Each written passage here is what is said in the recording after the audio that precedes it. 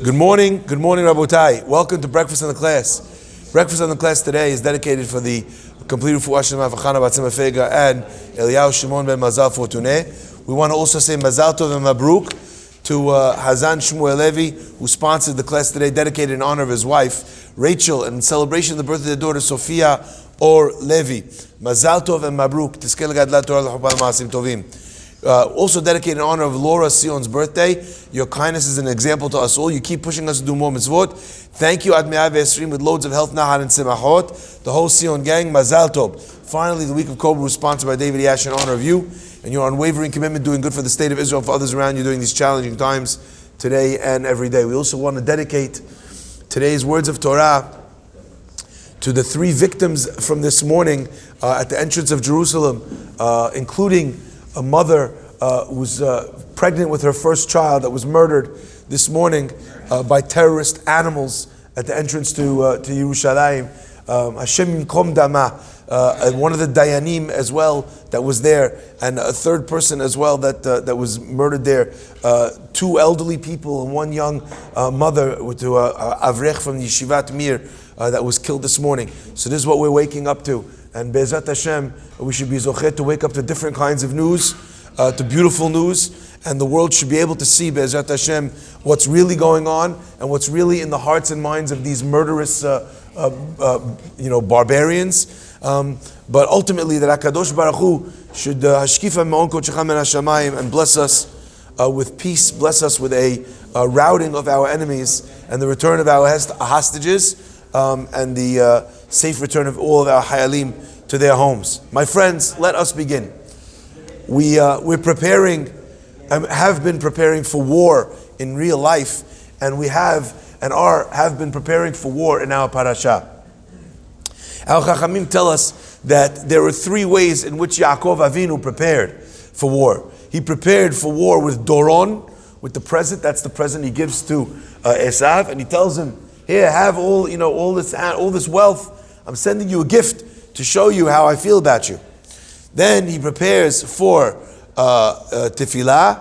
He prepares by praying, and then as well he prepares for Milchama, for war, by dividing his camp into two parts. Vaya machaneh nishar lifleta. So my friends, I want to just share something that I think is a very interesting expression on this nikuda, and I want also to maybe challenge ourselves to try and develop this inside of all of us. You know, the Chazon Ish was once approached by a poor person, and the poor person told him the following story. And the Chazon Ish used to share this story with his students. There was a young poor man. The guy decided he wanted to eat some chicken, but he couldn't afford to buy a chicken. So what did he do? He went to the guy who sold the chickens, and instead of buying a chicken, he bought himself what he could afford, a chick. He figured soon the chick will grow up, he'll be able to eat chicken. Had that as a long-term investment strategy. Okay, I'm gonna have a chicken sandwich, in December. Okay, Beseder. The guy buys this chicken sandwich. He buys on legs, and it's a chick. Anyway, a few days later, instead of the chick developing into the chicken that he's going to eat, the chick dies. Someone comes to the guy and he says, what happened to the chick? He says, oh, well, the chick died. He says, how did it die? Did you feed it? The guy says, feed it? I bought the chick because I was hungry. Not only did I not able to eat the chicken, you want me to feed the chicken also? The guy says, Dib, if you don't feed the chicken, if you don't feed the chick dies before it becomes a chicken. The Chazon Ish said, it must be that this chick was a female chick, he said. Why? Because one of the differences between a female chick and a male chick is, chickens, one of the differences is that rooster, when it grows up, it crows. So even from a young age, the chick is already able to start making, the male chick makes noise. If the chick was starving and had the ability to make noise, what would it have done? It would have made noise. The guy would have realized the chick's making all sorts of noise. He would have figured out that he had to feed the chick. A male chick makes noise, a female chick doesn't make doesn't make noise. Yani the opposite of this world. Anyway, this is the situation, right? This is the situation. So he says it must have been, but if he would have known, maybe he would have fed it. And if he would have fed it, maybe he would have grown into a chicken. My friends, the Chazon Ish said to his students something unbelievable. He said, the male chick, that's our Yetzer Hara, that's our body. And when the body doesn't get food, what does it do? It makes noise. It kvetches, it cries, it complains, until the owner knows that he's got to feed it. What happens if you didn't have time for breakfast? You go to work, you have a big meeting, you run to work, you didn't eat breakfast. By the time lunch comes around, who tells you that you're hungry? Your stomach starts growling. Now you have a lunch meeting, right, in the office. You can't get out for lunchtime. Time comes for dinner. You don't have to think about the fact or remember the fact that you didn't eat. Your body won't let you forget it. Your body's making noise. You start whining. You get what they call hangry, combination of hungry and angry, right? All sorts of physical signs that you didn't have the physical sustenance that you need. Says the Chazon Ish, but our souls are like the female chick, that even though it's not eating, it still doesn't know how to make noise. And it doesn't crow, and it doesn't groan and moan and scream and yell. If you didn't eat breakfast, lunch, and dinner, what happens? You know about it. What happens if you missed your class, or your Torah class? What happens if you missed your prayers? What happens if you forgot to pray Arbit and you went to sleep? Is something telling you, 1 second, something feels off? I didn't pray. I don't know, my day is just not the same. What's going on? Oh, I skipped my morning learning session. That's why I feel like something's missing. The Chazon Ish was telling his students, not only that is the reality, but also that we must change that reality about ourselves. We have to start to be cognizant and sensitive to the way we feel after we've prayed. What does my soul feel like when I walk around after having prayed Shacharit? Now I want to illustrate this. I just want to share this. Yesterday, I went out for lunch, for a lunch meeting with Rabbi Abragamov. We went down to a Patis Cafe. We sat down, we had a sandwich, we had a coffee. We were talking about plans, about what we want to do, the next moves, decisions for the Beit Knesset, for Chazak, the next trip to Israel, the solidarity trip we're going to hopefully go on, etc. We're planning. I got home later that night. It's time to eat dinner. My wife made dinner. She says, you want to eat something? I'm like, I don't know. No, I'm not feeling hungry. I didn't remember that I had ate a big lunch. But I could feel that the lunch that I ate was still in me. I'm not asking you how you feel when you pray, or the feeling you feel when you walk out of the Beit Knesset feeling, you know what? I got up, I came, I put on my tefillin. I want to know, can you feel later on that day that you're still full? Can you feel like today I feel like I put tefillin on? That requires a development and a sensitivity and an ear to be able to hear the way not just your stomach grumbles when it's hungry, but the way your neshama grumbles when it's hungry. Can I ask you, I'm going to take you back in time. Do you remember what it felt like after COVID was over and we first were able to come back to the Beit Knesset? When you walked into the shul for the first time after you hadn't been in however long you kept COVID for. Everybody has their own opinions on that machloket, okay? But you know what it felt like when you walked back into the Beit Knesset? How that feeling was, how strong it was. You know when you haven't been to Israel for a long time and you get to the Kotel and you see the Kotel after not having seen it for 5 years, for 10 years, it shouldn't go that long for a person's going to Israel. We figure out how to get to Miami or St. Bart's or Mabarif, wherever you get to go. But your first vacation in the year should be to Israel. That should be where we go. You have an apartment in Miami, you should have an apartment in Tel Aviv, in Yerushalayim, in Ranana. If I had to choose, it would be Yerushalayim. But if it can't be there, somewhere in Israel, we need to be investing in Eretz Yisrael. Not just investing in its tragedies, not just investing in its rebuilding, but investing in its infrastructure, in being there, in feeling Eretz Yisrael as our ancestral homeland. My friends, that's what the Chazon Ish was telling them. Your body is like the male chick, it crows when it's hungry. But is your soul silent when it hasn't been fed? Start to pay attention. Start to feel it. My friends, I remember only last week or 2 weeks ago, there was a person who called me up and they wanted to come for Shabbat. And I said, sure, we'd love to have you. Anyway, he said, I really need Shabbat. I said, why? He said, last week, unfortunately, I was involved in something in a family member. The family wasn't well. I had to drive the person to the hospital. I stayed in the hospital with them over the day. They made me sign things. I did this. I drove on Shabbat. I signed things on Shabbat. I drove back. I had to drive them back on Shabbat. I needed to go get them medicine on Shabbat.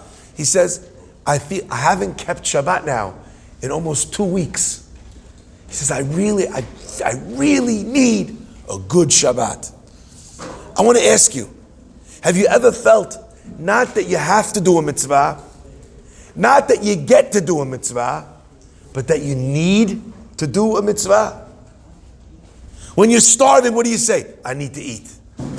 If you're next to a pizza shop, and you don't have a great steakhouse nearby, what do? You run in, you grab the fastest, quickest, closest food. If you've ever been on Uber Eats kosher, which is not always kosher, right?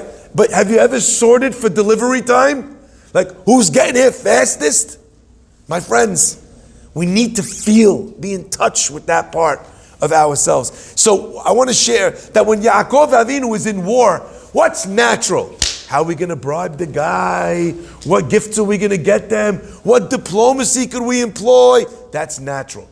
Everybody's screaming about what we need to do. When it comes to war, it's natural. We need to protect. We need to defend. Natural. But is it a natural response that in a situation like this, we should turn to tefillah, turn to prayer? And if it's not natural, we need to start to develop the natural feel of, you know what I'm missing right now? A good chapter of Tehillim. My friends, I can't say this strongly enough. Invest in a good Tehillim book. Now, that sounds like a crazy thing. Because today, when do we say Tehillim? We say Tehillim on an app. We say Tehillim like this, we're scrolling, go online. It's not the same thing. You have a book with a beautiful translation, or the letters are large, easy to read. It's a very different experience.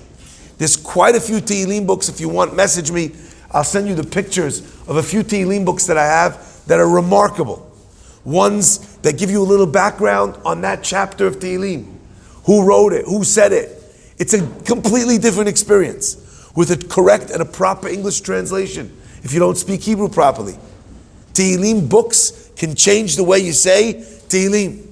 My friends, I want to share with you another story of an example of this that really drove home the point to me. The Rav Aaron Leib Steinman was once approached by a young man. And the man said to the rabbi, he said, Rabbi, do me a favor. He said, I need your advice. He says, what? What's the problem? He says, you don't know, I just finished fixing my house. The house is magnificent. You name whatever you think a house could have, this house has. Majnoon features. Everything is electric, the cameras, you can wave at the door, it opens. You don't know, everything. There's the bidet is in the bathroom, super, a Japanese toilet, $6,000. It does everything, sends emails for you. You don't know, amazing. The kitchen, by the way, a guy told me once he was in someone's house, and after they finished eating breakfast together, him and the family, my rabbi friend told me, he saw the guy go over to the wall and he flicked the switch. And what did the flicking the switch do? Around the whole bottom of the kitchen were vents. But the vents were not for air conditioning. The vents were attached to a super powerful vacuum cleaner.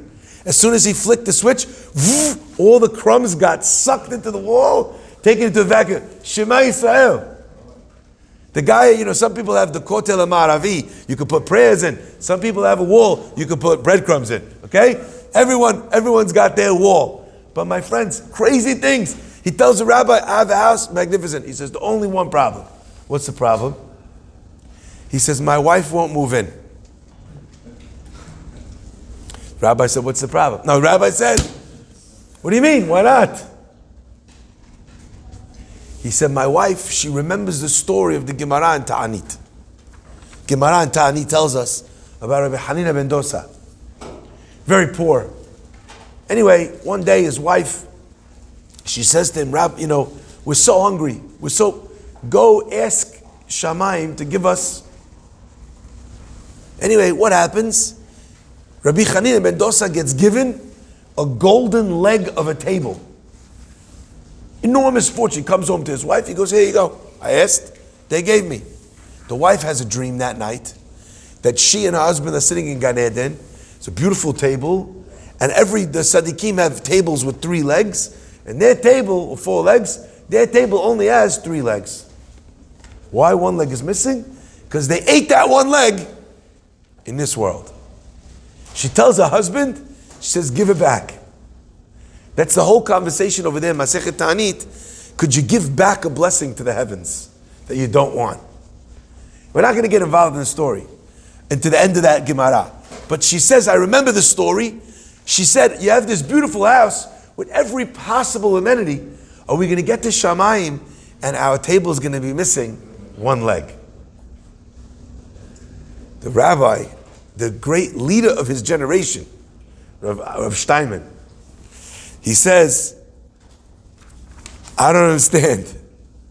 I got to tell you the truth, he says. My whole life, I was always shaking and worried. What were you shaking and worried about? I'm shaking, I'm worried about the time I'm going to get to Shamayim. They're going to judge me according to my capabilities, according to what I could have accomplished. Not just the Torah that I learned, but the Torah that I didn't learn. Not just the time that I spent well, but how about the time that I didn't spend as well as I could have? They're going to ask me all these questions. He says, and I'm sure I'm going to go to Gehinnom, I'm going to spend time in hell. And I'm nervous and I'm wondering, I hope that I'll be zocheh, at least to step foot into Gan Eden. He says, you are sure that not only are you getting into Gan Eden, but you have a table. The only question is if it has 3 legs or 4 legs. That's what your wife is worried about in moving into this apartment? That's what Rav Steinman told this young man. Again, I don't know if she moved into the apartment or not. I'm willing to wager that she maybe understood that it wasn't as simple as she thought it was. But my friends, if that's the way the Gadol Hador thinks, then it's something that we need to think about. And I'll tell you why I'm sharing this with you. The Gemara tells us, the Navi, tells us, and Rabbi Shimon Bar Yochai speaks about the pasuk. The Navi says in Nahum, Ko Amar Hashem, so says Hashem, Im Shelemim, V'chen Rabim, V'chen Nagozu, V'avar. And Rabbi Shimon Bar Yochai explains, what does this mean? He says in Shamayim, before a person gets into Gan Eden, they have to travel through what's called Nahar Dinor, which is like a river of fire.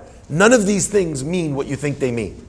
Because it's a spiritual world, it doesn't mean anything. It's not what this means. But on whatever level it means, there's this river a person needs to go through. And nobody is given free pass from going through this river. Except for 3 people. Says Rabbi Shimon Bar Yochai, quoting this pasuk from the Navi. Shelemim, a perfect tzaddik, is given the ability to jump over the river. Ve'avar, shelemim. The second person who gets to jump over this river is Rabim, a person who spends time working on the needs of the community. A person who's mizakeh harabim. A person who starts a Tefillin campaign. A person who runs or who arranges for a fundraiser for the Bikur Cholim. A person who makes sure to arrange Torah classes. A person who does all these different things. Someone who works on the needs of the community to be mizakeh, to bring the masses closer to Torah and mitzvot. And who's the final one? Nagozu, those that shear themselves. People that take from their money and they shear themselves and they give money to tzedakah. They support the tzedakah needs of the community. Those three people are given the ability to jump over this nahar. Now, my friends, I remember reading this story and thinking to myself, Shema, so they're telling me everyone has to go through this river? Everyone on their way to Gan Eden needs to pass through this level of judgment, this level of rectification? Okay, now you're telling me there's three things I could do. Shilemim, I could be perfect. Okay, Shlomo, let's get real. You know, even though your name is Shlomo and the word is Shilemim, it's not so close. I have a very far journey to travel before I could get in on that one. If you can't get in on the first, what do? You get in on the second. You think to yourself, what could I do? What will I do? I know a guy, one of my dear friends, who listened to the class a while ago. We talked about giving 10% of your time. And he said, based on that, I'm going to donate my time because I see that the synagogue needs something. And until it's solved, I'm not going to let go. I'm going to work on it. The second thing is Zikui Arabim. You can't get the first one, get the second one. Can't get the second one, make sure you give tzedakah. Okay, me too. I'm also thinking about that. You want to hear this beautiful? A guy told me, he said, I started giving every single day.